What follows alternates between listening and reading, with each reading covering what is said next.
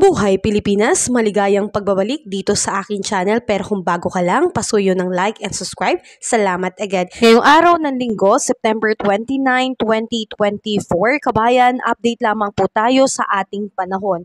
Bahagya pang lumakas itong bagyong Julian na meron na pong international name na Katon, habang bumagal ang pagkilos sa silangan ng Cagayan. Taglay ngayon ng bagyo ang lakas ng hangin na umaabot sa 85 km per hour at pagbugsong umaabot sa 120 km per hour. Ito po ay almost stationary o hindi halos gumagalaw ang bagyo sa kanyang lokasyon.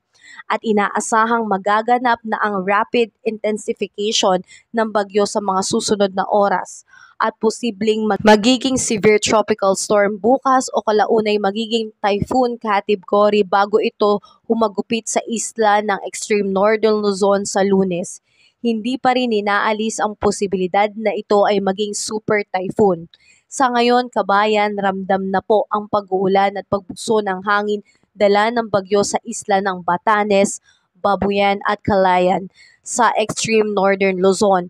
At kabayan, asahan naman po natin na ilang bahagi po ng Northern Luzon kasama ang Cagayan, Isabela na inaasahang mas titindi pa habang papalapit ang sirkulasyon ng bagyo. Patuloy na maging alerto at handa sa inaasahang epekto ng bagyong Julian lalo na po sa mga lugar na nabanggit. Sa ngayon, kabayan, ito pong bagyong Julian ay nasa layong 355 km east of Apari, Cagayan. At ito po ay kumikilos pa southwest at 10 km per hour. So ang bagal po ng kilos nito kaya mukhang tatagal pa po ito sa loob ng Philippine Area of Responsibility. Samantalang ito naman pong tropical storm na GB ay tuluyan na pong lumalayo ng PAR. Nasa lokasyon po ito ng 2,125 km east of extreme northern Luzon na may maximum wind po na abot na 75 km per hour at bubugso po na up to 90 km per hour.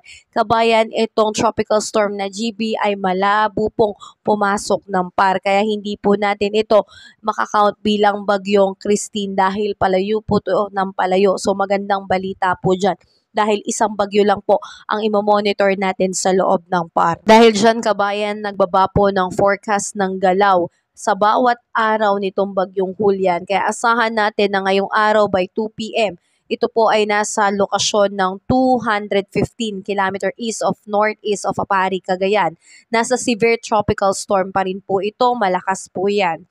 Pagdating naman ng Lunes, September 30, by 2 p.m., ito po ay nasa coastal water na po ng Itbayan, Batanes. Ito po ay nasa typhoon category.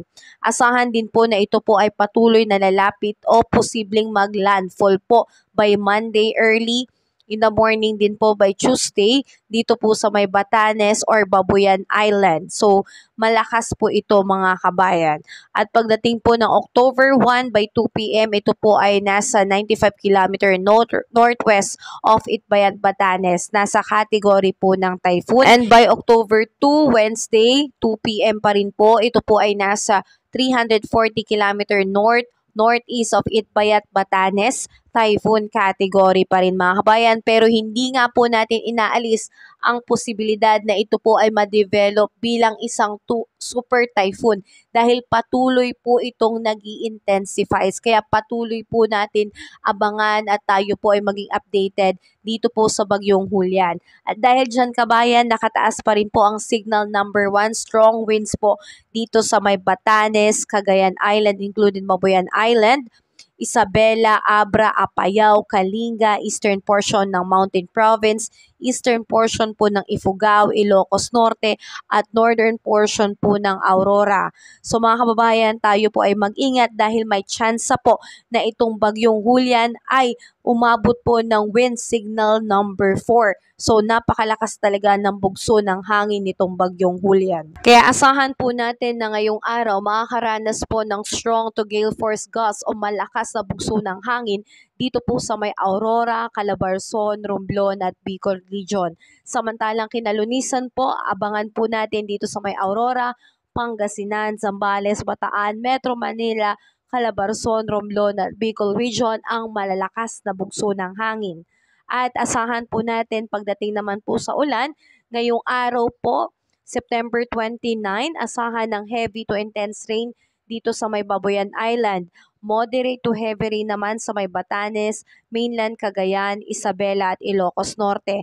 At pagdating naman po kina Lonisan, September 30, heavy to intense rain pa rin po dito sa may Cagayan at Ilocos Norte. Moderate to heavy rain naman sa may Isabela, Batanes, Apayao, Abra, Ilocos Sur, La Union at Benguet. Samantalang pagdating ng October 1, intense to torrential po, napakalakas na ulan nito, asahan po sa may Batanes at Babuyan Island.